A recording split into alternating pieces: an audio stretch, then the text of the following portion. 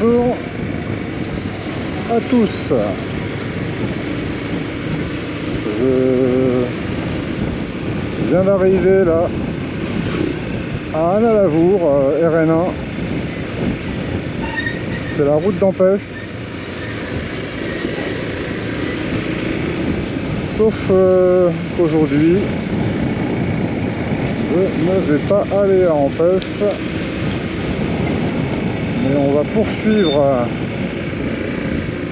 la RN1 tout droit. RN1 qui devient la RN1B, je crois. Empêche, là c'est à gauche. Et tout droit, il y a 99 km avant d'arriver à Tirunumandid. Et c'est donc la route que nous allons faire aujourd'hui.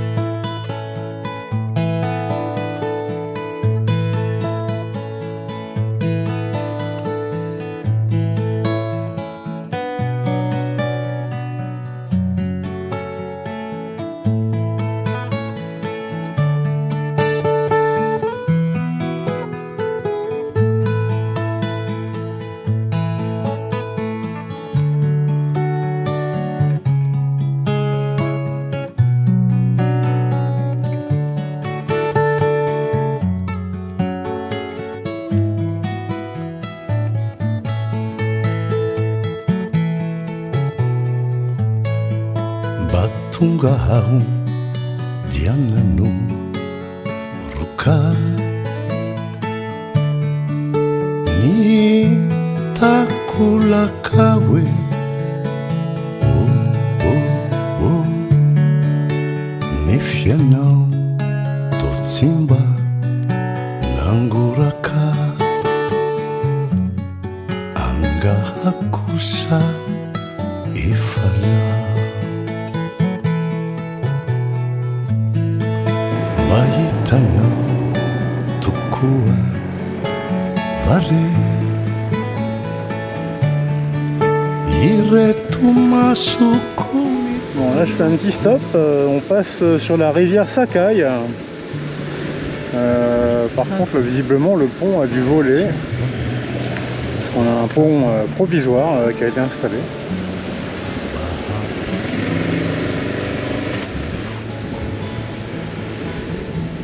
Sur le Mandide, là où nous allons, c'est la région du Bongulave.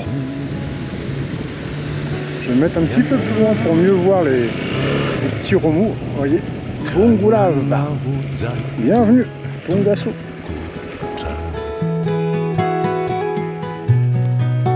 Malamanieni lalana udiavinao kasao ianao uputraka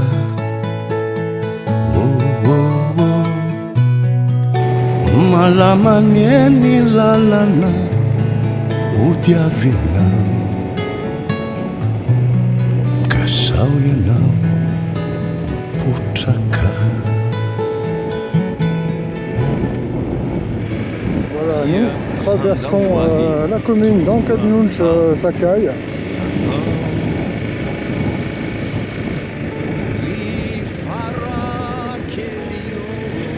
Alors, je pense que la route de Tirunamandi doit être sur la droite et la ville sur la gauche.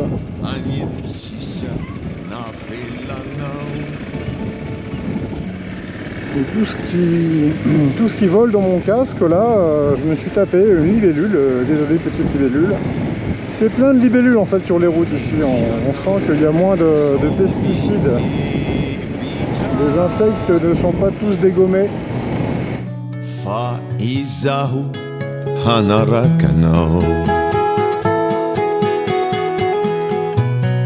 Rifarakeli malasirite Rita Surene lalano Wo Rifarakeli manimberite Rita Surene lalano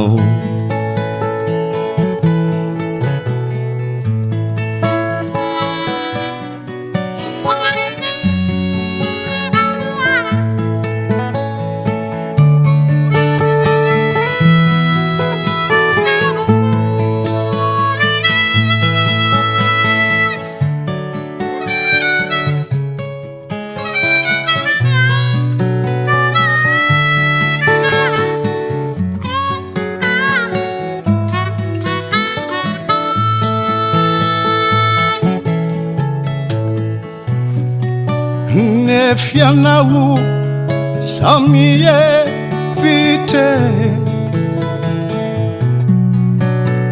Faizau anarakana Rifarakeli malaserite Rita Zurini lalanawe Rifarakeli manimberite Rita Zurini lalana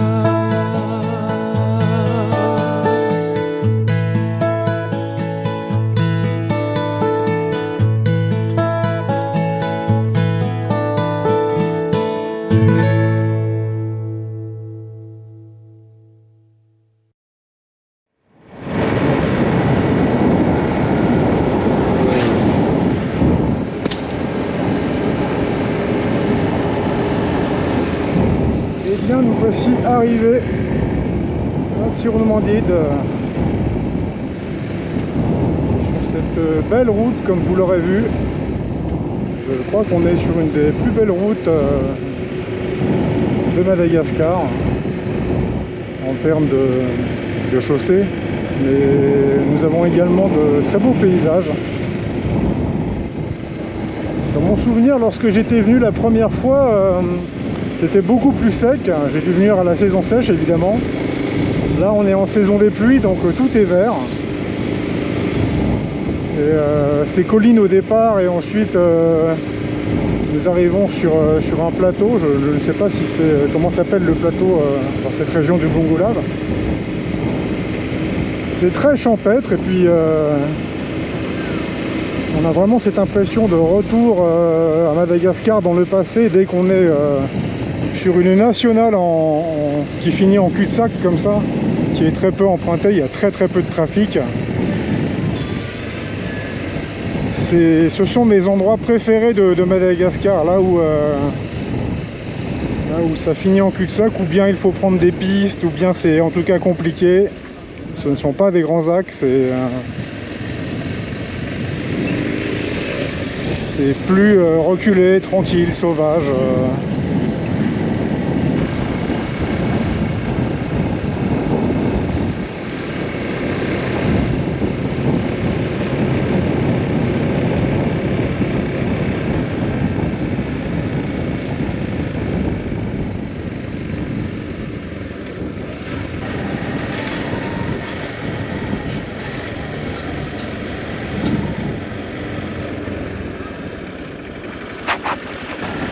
Alors, eh bien, comme je suis à Tirumandide, eh bien, tournons un petit peu dans cette petite bourgade.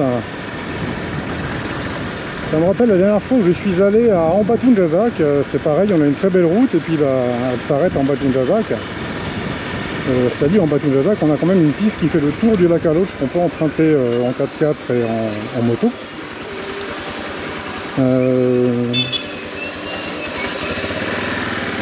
C'est assez calme aussi, là. Je vais m'arrêter devant un des points de vue, je crois que c'est une des choses à voir à Tirumandide, la cathédrale.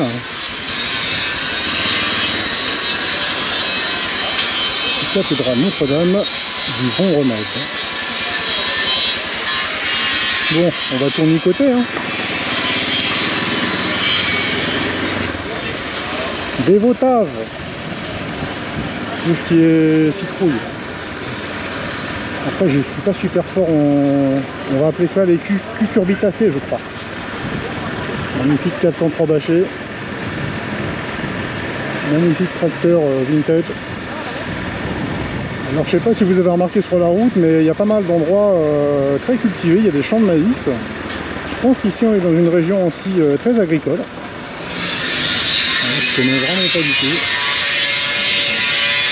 Par où vais-je aller ? Allez, on va aller à gauche.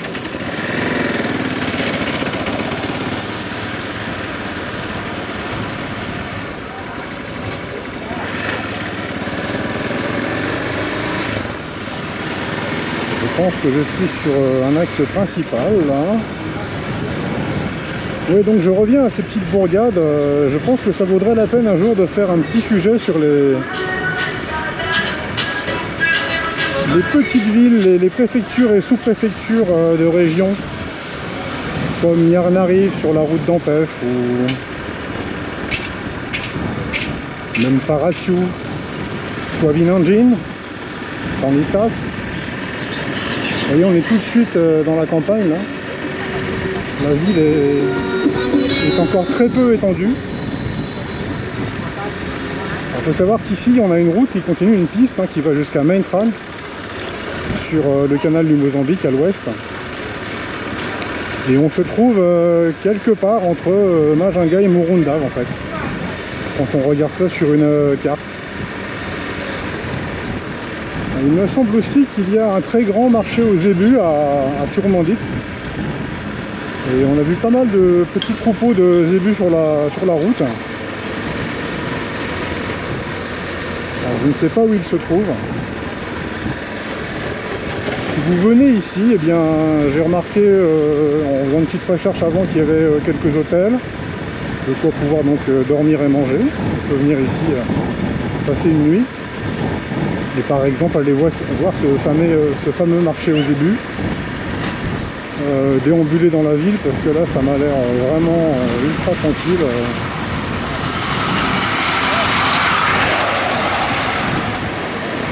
J'imagine qu'il ne faut pas aller dans les alentours sans se renseigner, et notamment de nuit, parce qu'on peut avoir des problèmes de Dahal, quand on est très loin comme ça dans les campagnes.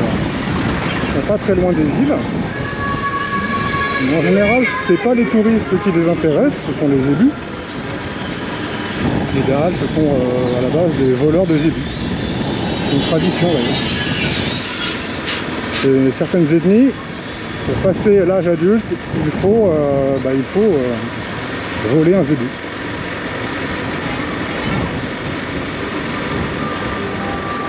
Je crois qu'il y a des ethnies en Amazonie où il faut tuer un guerrier. Hein, donc je trouve que voler un zébu, ça va encore. Hein, c'est pour passer l'âge adulte.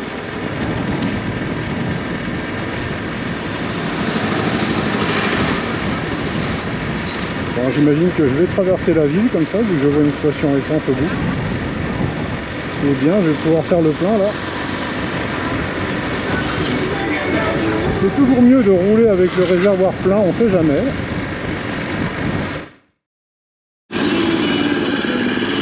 Voilà, donc j'ai demandé au pompiste.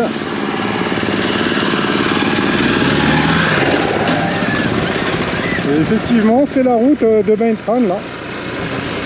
Ils m'ont confirmé qu'elle était mauvaise. Je lui ai demandé si c'était mauvais, il m'a dit oui c'est mauvais. Donc quand on vous dit oui c'est mauvais, alors là c'est mauvais. Généralement les gens dans la prise de renseignement ont tendance à plutôt vous rassurer, vous dire que si, il n'y a pas de problème, ça va. Donc c'est très aimable de leur part d'ailleurs, et puis souvent ça va, mais il faut quand même traduire ça. Donc, quand on vous dit oui, ça va être mauvais, ça va être mauvais. Là, Maintran à 404 km de piste. Je ne sais pas si ça se ferait en une journée, ça, ou il faudrait compter 2 jours. Et on verra ça peut-être pour une prochaine fois avec un modèle plus cross.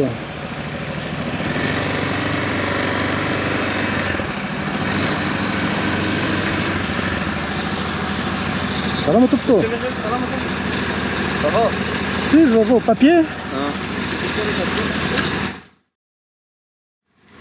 Voilà, un petit contrôle de papier normal. Et quand on est en règle, il n'y a pas de problème. Et on repart. Vélomo.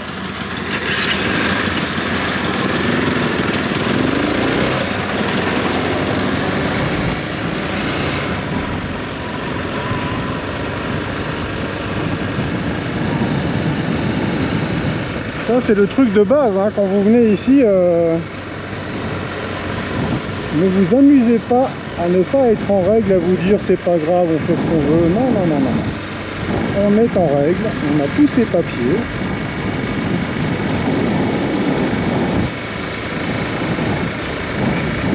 On respecte la loi. Et surtout quand on est étranger, qu'on n'est pas chez soi, on la respecte doublement. Bon, bah ça construit un peu aussi, hein, ici. Mais c'est pas fulgurant, ça va.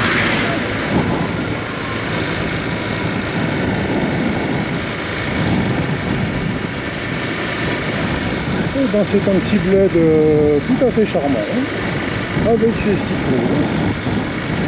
Je ne crois pas avoir vu de bajaj, de tuk-tuk. Ça n'est peut-être pas encore arrivé ici.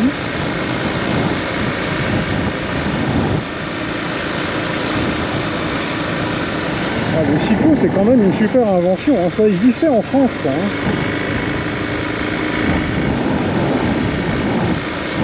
Dans toutes ces villes où ils veulent bannir les voitures et tout ça, pourquoi pas revenir au cyclo après tout. Bon, c'est vrai qu'il ne fait pas le même temps à Paris qu'ici, hein. Il va falloir prévoir l'étanchéité, le chauffage.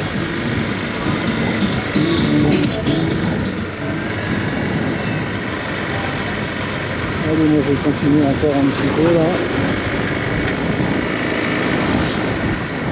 Le 6 avril, Ambunj. Ambunj, c'est un quartier de Tana, mais c'est aussi un groupe de métal. C'est pas mal d'ailleurs. Bon, je me dis, c'est peut-être pas de boire un café maintenant. C'est pas du café.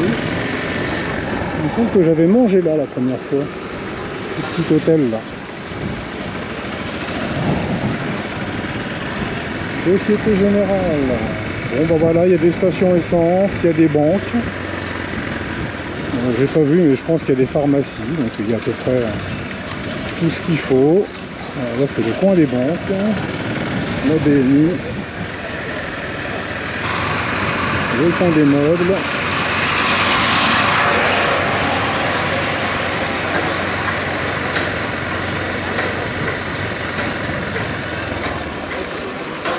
Le coin où je vais boire un café.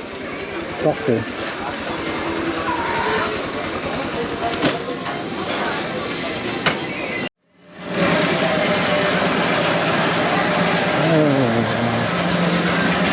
Siamo.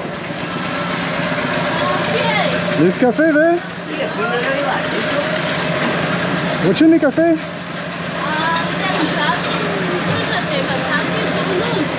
A to czucza.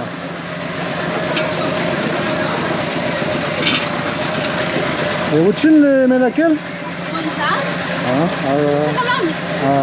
فين اكل زفات؟ موف من اكل راي. Donc là c'est un café. Touche ça veut dire sans lait. Et shiramam c'est du sucre. Ok. Et le menakel c'est un petit beignet.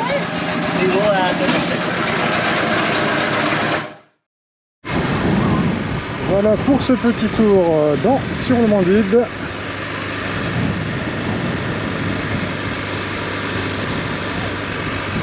Et puis bah, j'espère qu'il y a des gens qui viennent de Tirou-le-Mandid ou qui ont de la famille ou des amis.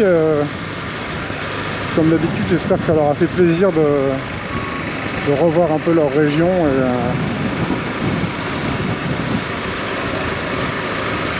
de raviver la mémoire.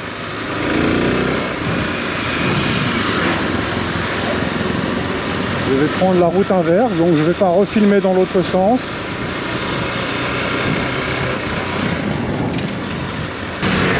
Là où j'ai pris mon café, voyez-vous, il y avait un homme d'une soixantaine d'années qui a commencé à engager la conversation avec moi. C'est quelque chose que vous remarquerez régulièrement. Souvent c'est par rapport à la langue française. Il y a des gens qui parlent pas français, d'autres un peu mieux, d'autres parfaitement. D'autres même mieux que les Français eux-mêmes. Et souvent c'est un moyen, les gens cherchent en fait à parler avec un étranger pour s'ouvrir, parler d'autre chose. Il y a vraiment beaucoup de curiosité. Donc là c'était un homme qui pratiquait la médecine chinoise à Tana avant, qui était venu ici un peu pour se reposer, avoir un rythme plus calme. Certainement aussi que le coût de la vie est beaucoup moins élevé ici, donc on n'a pas besoin de gagner autant d'argent, d'avoir autant de consultations. Et puis voilà, ça attire, vous êtes étranger, vous êtes en moto. Si en plus vous avez une caméra, puis vous parlez un peu malgache, c'est impossible de ne pas parler avec des gens. C'est le truc extraordinaire de Madagascar et certainement de beaucoup de pays comme ça avec une facilité de contact. C'est les échanges à longueur de journée. Échange sain, échange sympathique. Voilà, je termine là-dessus pour cette petite balade sur la route et dans la ville de Tirou-le-Mandid. Tirou-le-Mandid, ça veut dire qu'il ne peut pas y avoir deux vainqueurs. Tirou, pas deux. Nous Mandid qui a gagné, qui est vainqueur. Donc vous rechercherez l'histoire de Tirou-le-Mandid pour ceux que ça intéresse, ou peut-être qu'il y en a qui la connaissent déjà. Les noms malgaches ont souvent une signification ancienne. J'invite les membres à mettre un j'aime si ça n'est pas déjà fait, les personnes non abonnées à s'abonner si elles voudraient être prévenues des prochaines vidéos. Actuellement j'en fais environ 2 par semaine, c'est le rythme. Il y en a déjà un certain nombre qui sont sur la chaîne. Et puis parler, partager. Les commentaires sont ouverts, toujours pour les commentaires bienveillants de préférence. Et puis pour les questions, les ajouts d'informations, les corrections d'erreurs. Voilà, je vous remercie et je vous dis à la prochaine.